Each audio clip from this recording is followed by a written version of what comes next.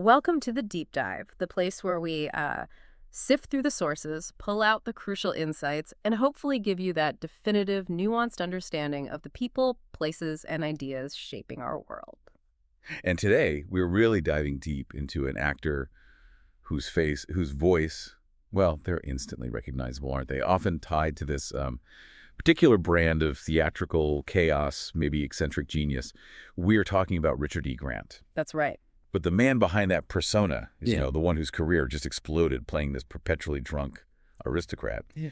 He's actually, well, a really complex tapestry. It's woven from dual identity, profound personal rigor, and some career-defining irony. Absolutely. And we've pulled together a pretty comprehensive stack of biographical sources for this. We're charting the whole remarkable journey of Richard Grant Esterhuizen. Yes, that was his birth name. So our mission, really, in this deep dive is to get past just the famous roles. We want to uncover the specific cultural influences, the almost unbelievable personal paradoxes, and those defining career moments that explain the extraordinary depth and, frankly, the breadth of his work. Yeah, it's like a study in how an artist can synthesize these wildly different worlds, Yeah. from colonial Africa, Swaziland specifically, all the way to Hollywood, and forge them into this unique, really enduring career. Think of this as your essential shortcut, maybe, to understanding how someone can spend their childhood steeped in the history of, well, a British protectorate in southern Africa, Right. yet become one of the UK's most valued character actors. Someone who can just slide seamlessly between, say, an Oscar-nominated performance and, I don't know, a Marvel villain. Exactly. We promise those aha moments, the kind that might fundamentally shift how you view his filmography. Okay, so let's unpack this. And I Yeah. think we have to start right where his life began because his origin story, it's just foundational to who he is, to his identity. Absolutely. He was born Richard Grant Esterhuizen, May 5th, 1957, in Mbabane. Now, back then, it was known as the Protectorate of Swaziland. Right, which today is the independent kingdom of Eswatini. He's, what, 68 years old now? That's right, 68. And that birthplace, Mbabane, it immediately places him geographically kind of outside the standard mold for a British performer of his generation, doesn't it? Yeah, definitely. And the complexity of his background, you see it reflected in his heritage, too. He holds dual citizenship, Swazi and British. Which is fascinating in itself. It is. And his ancestry is this mixture: English, Dutch Afrikaner, and German. But what's really interesting here is that despite this European lineage, his formative years were entirely African. And he speaks the language fluently. He's fluent in Siswati, the national language. That immersion is key. That multilingual ability, that cultural immersion, it's critical, like you said. And his family, they were pretty central to the colonial structure he grew up in, weren't they? Yes. His father, Henrik Esterhuizen, wasn't just living there. He was the head of education for the British government administration in Swaziland. Wow, okay. So that placed Grant in a very specific sociopolitical bubble, during a time of really intense cultural transition in that region. It creates this this fascinating duality, doesn't it? He's living within the British administrative framework in Africa, absorbing English culture, language, sensibility, but through that very specific lens. Exactly. He's even talked about his upbringing being, I think the quote is, mired in a 1960s sensibility. Huh. This isolation, this separation from the shifting trends back in the UK, it had a really peculiar result on his voice, which is, let's face it, one of his most distinctive professional tools. Okay, and this is where we get to that accent anomaly detail, right? That's Which right. I think is one of those deep dive nuggets that explains so much about why he's cast in certain ways. Precisely. The director, Charles Sturridge, who cast him, I think it was in Brideshead Revisited. Oh, yeah. He noted that Grant speaks English like someone from the 1950s. Right. And it's not like an affectation, is it? It's not something he puts on. Not at all. It's a kind of cultural preservation almost. The English spoken by those colonial administrators in Swaziland during his youth, with the period English of that era, but kind of frozen in time and distance. So when he arrived in the UK, his natural accent just sounded decades older than people his own age. Exactly, which ironically makes him perfectly suited for playing, eccentric aristocrats, stuffy but charming types, characters rooted in historical prestige dramas. All those roles that need that very specific, slightly heightened, maybe slightly dated English sound. He basically inherited the perfect theatrical voice for period British drama just by growing up thousands of miles away from Britain. It's quite something. It's the ultimate example, really, of a cultural fingerprint becoming a professional advantage. But while he gained that professional edge, the connection to his roots, it seems like it remains intensely personal for him. Oh, absolutely. And nothing illustrates this physical connection to his past, and specifically to his late father, more poignantly than that detail about the two watches. Yes, the dual watch detail. I read that. The sources say he used to wear a watch on each wrist. That's right. One of them was set to Swaziland time, and it had been given to him by his father when he was dying. Wow. Just think about the weight of that symbolism for a moment. He's literally carrying the time of his origin, right? The memory of his father, the clock of his childhood home, side by side with the time zone of his professional life in the UK or wherever he was filming. It's such a powerful image. A man always anchored, in a way, to a moment and a place that he actually had to leave to pursue his career. It speaks volumes, I think, about grief and the enduring importance of that foundational identity. Absolutely. It's a visual metaphor for maybe what a lot of expatriate artists feel.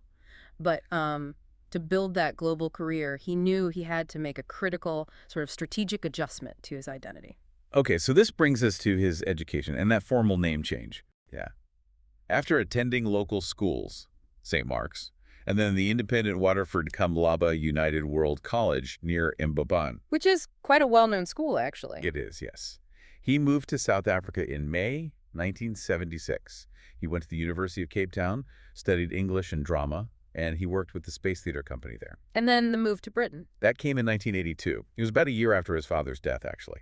And this is the moment when Richard Grant Esterhuizen formally becomes Richard E. Grant. And the E is for Esterhuizen, right? He kept the initial. He did. But the intention behind this change, it's explicit, and it's really crucial to understanding how he defined himself professionally. When he registered with Equity, the actors union, he adopted the name Richard E. Grant specifically to truncate his, quote, African-sounding surname, Esterhuizen, down to just that initial E. So it wasn't just about making it shorter or easier to say. It was a deliberate calculation, wasn't it? A kind of political and professional move to simplify a surname that was complex, multi-layered, and potentially well-loaded at the time. Precisely. Think about the context. British theater and film in the 1980s, carrying an African-sounding surname, even though he's from Swaziland, not South Africa, could instantly pigeonhole him. Or force him to constantly navigate political associations linked to apartheid-era South Africa. Exactly. By reducing it to just a single initial E, he kept a nod to his heritage, yes, but he created this clean, adaptable professional identity. It allowed his talent and that distinctive 1950s English accent to define him rather than his complex surname. It was an intentional act of streamlining, wasn't it? Just clearing the path to maximize his professional opportunity. Absolutely. Very deliberate. Okay, so moving from those complex, carefully curated origins to his actual career breakthrough, we arrive at what has to be the central paradox of his entire professional life, the character of Withnail. Oh, Withnail. Richard E. Grant's very first film role.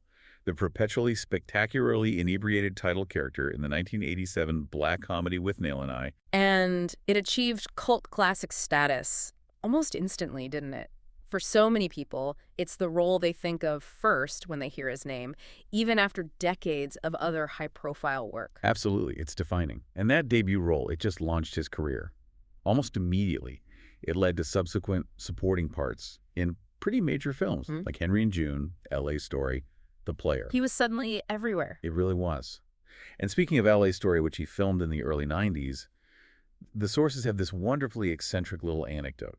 It perfectly captures the contrast, I think, between the sort of chaos of Withnail and the intellectual rigor of the actual Richard E. Grant. Oh, you have to tell us. Is this the fax thing? It is. The fax exchange with Steve Martin. It's brilliant. Who communicates solely by fax in the 90s? Apparently they did. Yeah. While they were filming, Grant and Steve Martin communicated almost entirely by exchanging these fax notes, just stream of consciousness thoughts, witty observations, intellectual humor. And Martin was so delighted by Grant's writing, by his mind, that he meticulously kept the entire stack of faxes. Apparently, it grew to be over 2 inches thick.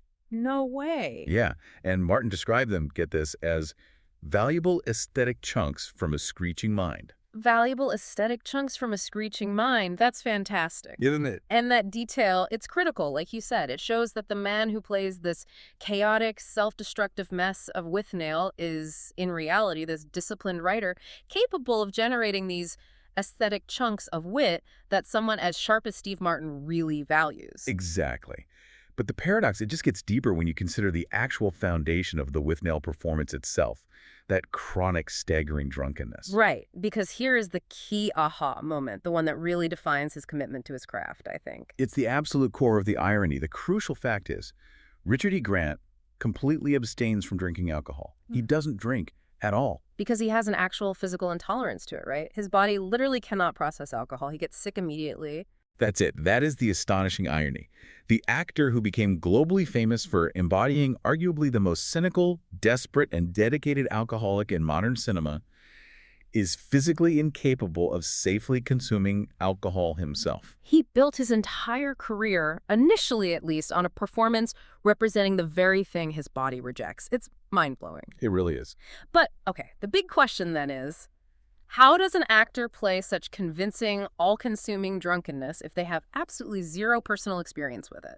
This is where the director comes in, isn't it? This is where the story gets, well, pretty intense. Yeah. And it definitely raises questions about commitment, the extremes of method acting, maybe even safety protocols back then. Oh. To ensure Grant could convincingly portray the sheer depth of Withnail's inebriation, the director, Bruce Robinson, issued what can only be called a professional mandate. Okay. He forced Grant, and forced seems to be the word used, to drink a bottle of champagne and half a bottle of vodka over the course of one night, Oh, my. essentially compelling him to experience profound drunkenness for the first and apparently only time in his life, just so he'd know what it felt like. That sounds honestly traumatic for someone with a physical intolerance. Yet it was deemed necessary for the professional outcome, for the performance. It's an extraordinary level of professional commitment, however you look at it.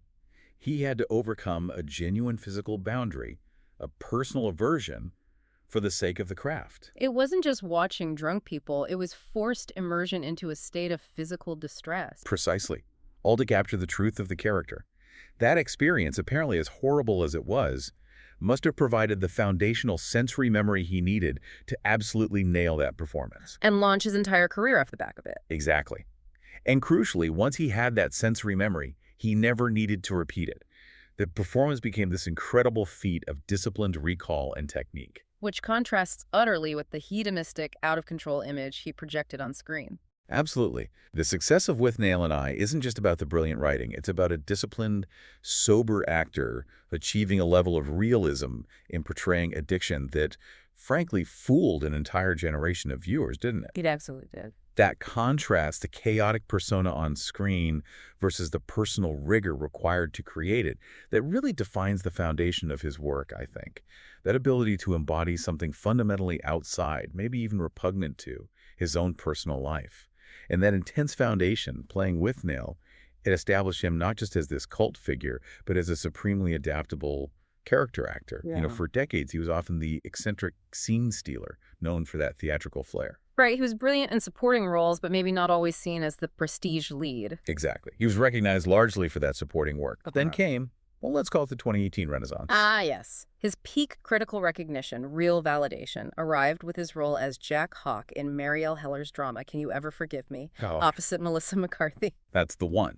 And that role, Jack Hawk, it allowed him to shed some of that manic energy he was maybe famous for and inhabit this character defined by profound vulnerability and loneliness. It was quite a shift. It felt like a real career pivot, didn't it? Cementing him not just as a cult favorite, but as a major prestige actor capable of sweeping the entire awards circuit. Totally.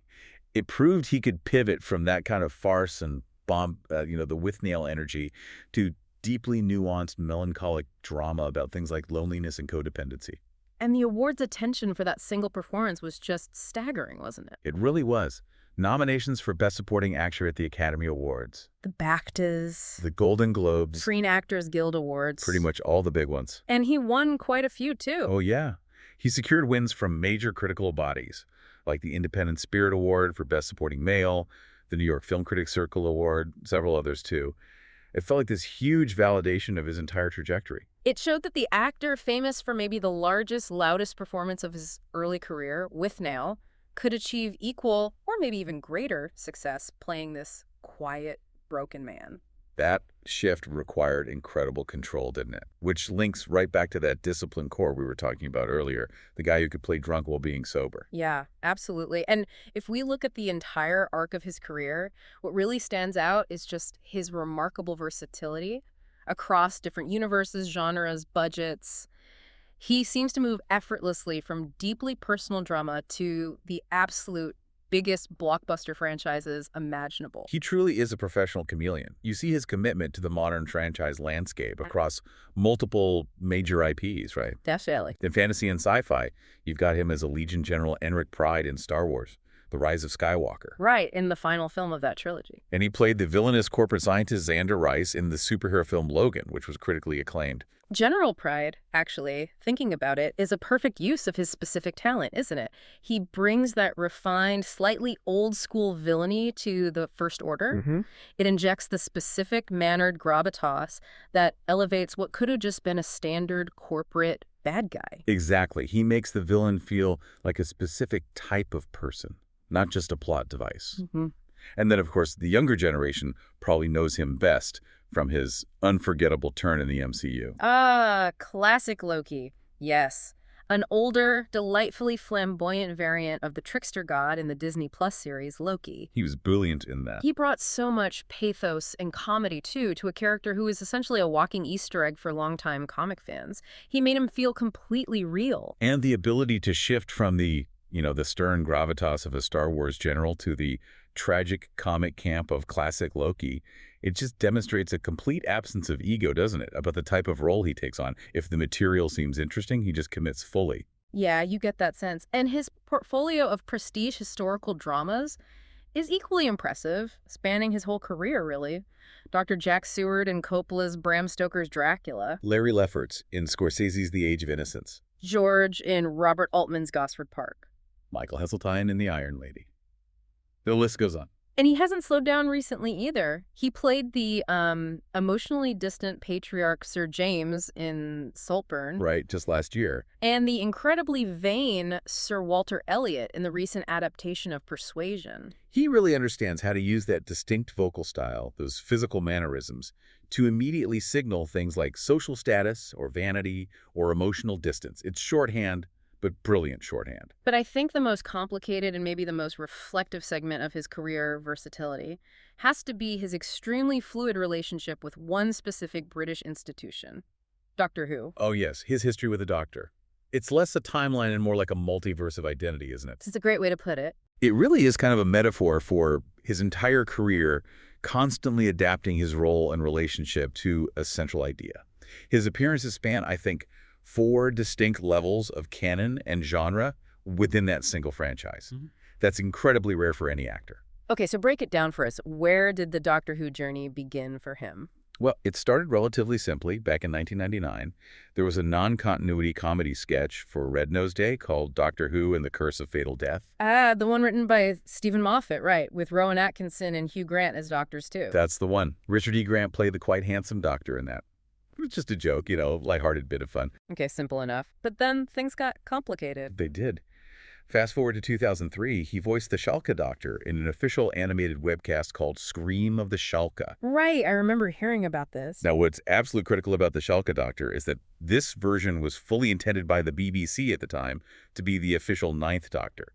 The canonical regeneration meant to usher in the series' revival. Before they changed their minds and decided to go with the live-action TV series with Christopher Eccleston instead. Exactly. So, for a brief, official moment in time, Richard E. Grant was the 9th Doctor, a canonical placeholder, if you like. Wow, a canonical almost Doctor. That's wild. It is. But then, the series gets successfully rebooted on TV, and then he finally enters the official TV continuity in 2012-2013. But not as a hero. No, he came back as a villain, right. A major antagonist. He played Dr. Walter Simeon, whose body was ultimately taken over by the classic villain, the Great Intelligence. He was central to episodes like The Snowman and The Name of the Doctor during Matt Smith's era. So let me get this straight. He played the joke doctor, the almost canonical doctor, and then a major official villain, all within about a decade and a half. You got it. And just to perfectly close the loop on his adaptability within this one franchise, he returns again very recently in 2024's episode Rogue, Yeah. appearing in an uncredited cameo, basically as a visual projection, a memory of the Doctor's previous incarnations. This willingness to constantly return to the source material in such different forms as a joke, a placeholder, a monster, a memory, it just perfectly demonstrates his nonlinear, adaptable nature as an artist, doesn't it? Okay, so moving beyond his performances, brilliant as they are, Grant has also sought to kind of control the narrative of his own life, not just by acting in stories, but by actually writing and directing his own story. Yeah, and in doing so, he returned directly to the source of his identity, Swaziland. Which takes us to his 2005 film, Wawa. That's right. His directorial and writing debut. It's a semi-autobiographical film, loosely based on his complex childhood experiences growing up in Swaziland around the time of its independence. Nicholas Hoult plays the young Grant figure. And it was a real passion project, wasn't it? It took him ages to get it made. It was deeply personal. He apparently spent over 7 years trying to realize it. And the idea to write it came from. The impetus for that shift, from acting to writing his own story, came directly from his earlier work, funnily enough. A screenwriter apparently first recommended he try his hand at a script after reading Grant's memoir about the making of Withnail. Ah, with nails. The Film Diaries of Richard E. Grant from 1996. That's the one. So it's this wonderful synergy, isn't it? The documented chaos of his professional debut ultimately led him to document the deep complexity of his personal origin story. But from what I've read, the making of Wawa itself was apparently just as chaotic, if not more so, than anything in his fictional films. Oh, the stories are legendary. The sources revealed the production was absolutely fraught with dramatic tension, much of which, again, he documented with pretty ruthless honesty in his subsequent book, The Wawa Diaries, which came out in 2006. And that book got a lot of praise specifically for its candor, right? Because he didn't hold back. Not at all. He was extremely vocal about the difficulties, particularly his, let's say, disastrous and difficult working relationship with the producer, Marie Castile mentioned Shar, who he felt was inexperienced. How did he describe her? He candidly called her a control freak out of control, and apparently vowed never to see her again. Wow. That is brutal honesty, especially in an industry where, diplomacy is usually key. What were the actual problems? What led to such a bad relationship? Well, according to Grant's account, they were significant, practical, infrastructural problems tied directly to the production logistics. And they went right to the heart of the film's ability to even exist. That what? Firstly, the producer apparently failed to obtain the necessary song rights and clearance for the soundtrack, which is a huge deal for a period film. Yeah, massive. Secondly, and perhaps even more absurdly, she failed to secure clearance to actually film in Swaziland, the central setting of his own autobiographical movie. Wait. So the director, who grew up there, making a film about his childhood there, had to step away from directing to basically solve a massive bureaucracy problem caused by his producer, which threatened the entire shoot. Exactly. The situation was apparently so dire that it forced Grant to personally arrange a meeting with the King of Eswatini, King Mswati III, to seek clemency and secure the necessary filming permissions himself. That is incredible, appealing directly to a monarch because of paperwork issues related to filming your own childhood memoir. It highlights the immense personal effort he had to put in just to safeguard his most personal artistic project from what he saw as corporate mismanagement. It's quite a story. And that candidness about the difficulties, the bad management, the long struggle, it seems like it's just part of his writing DNA, doesn't it? It really is. And that same commitment to honesty, but now focused on something far more profound like grief, defines his more recent writing. In 2022, he released the memoir, A Pocket Full of Happiness. Right, which was written Mostly during the last year of his wife's life.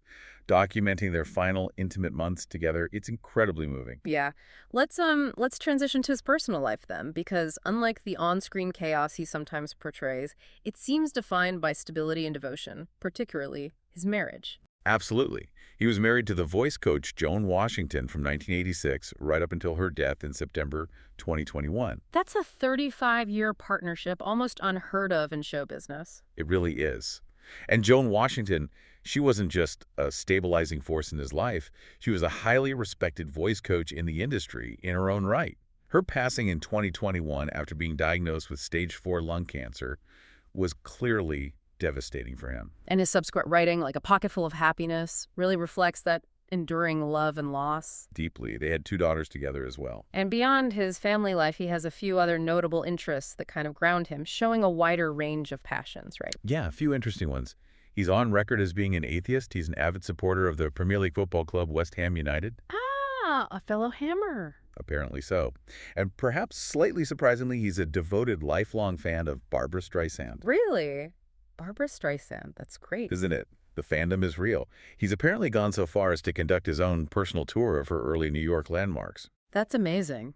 It shows that beneath the highly mannered actor, there's this enthusiastic, almost zealous fan, just like the rest of us. It's quite humanizing, isn't it? Totally. A great counterpoint to the sometimes austere, dramatic persona. And professionally, he's also diversified his creativity into, well, a completely different world, luxury goods. Yes, the perfume. In 2014, he launched his own unisex perfume brand called Geisha. It debuted exclusively at Liberty of Regent Street in London. And this venture seems like quite an interesting extension of his artistic persona, doesn't it? Focusing on scent and memory. It feels like a very sensory, almost artistic endeavor in itself. It does. He talks about linking scents to specific memories and places. And what's really special about that business model, I think, is the family collaboration involved. Yeah, he runs the business in collaboration with his daughter, Olivia, which again ties his artistic and entrepreneurial sides directly back into his personal life. It echoes that theme we saw with his dedication to his wife, his documentation of his father's memory. It feels like he's managed to parlay his distinctive public profile and his personal aesthetic into this tangible, collaborative family business. Exactly. Another layer to the man. So if we kind of step back and look at the whole architecture of identity that Richard E. Grant has built over his life and career, it really is a masterclass in strategic self-definition, isn't it? It really is. He took Richard Grant Esterhuizen, this dual citizen from Swaziland with complex colonial and European roots. And strategically, consciously dropped that complicated surname, reducing it to just a single initial E, specifically to navigate the professional UK landscape more easily. And then, almost immediately, he secures his place in cinematic history through just an unparalleled paradox. Yeah. A man who is physically intolerant of alcohol becomes globally famous playing one of the great cinematic drunks. A performance achieved only through that single professionally mandated physical intervention. That discipline hidden beneath the chaotic facade, that feels like the real key to his longevity. I think so too. And he sustained that career through sheer, unmatchable versatility, didn't he? Yeah. Moving from the most nuanced, emotionally broken performance like Jack Hawk, which finally gets him that Oscar nomination, all the way to portraying classic Loki with utter glee, or a Star Wars general, or multiple contradictory versions of the Doctor. He seems fearless in his choices. His story really shows us, I think, that an artist's most authentic self often resides in the surprising paradoxes they carry within them. Yeah. He is the disciplined, sober, British African gentleman, expertly playing the role of the chaotic, drunken English ne'er-do-well. And he clings so tightly to the physical markers of his past, that Swazi-inflected accent, the memoirs about his childhood, the memory symbolized by that second watch ticking on Swaziland time. Even as his entire professional success depends on adapting and adopting completely new identities role after role. Exactly. Which brings us, I suppose, to the final provocative thought for you, our listener, to consider long after this deep dive is complete. Okay, let's hear it. Given Grant's intentional truncation of his family name, that deliberate shedding of Esterhuizen, but also his persistent physical link to Swaziland via that timepiece, what is the true fixed home for an artist whose entire success relies on adapting and adopting new personas? Where does the real self reside? And maybe think about this for yourself. What specific elements of our own past do we choose to strategically truncate or maybe just downplay? And what personal time, what memories or origins do we continue to physically carry forward, maybe like a second watch, as we attempt to define our modern selves in a constantly changing world?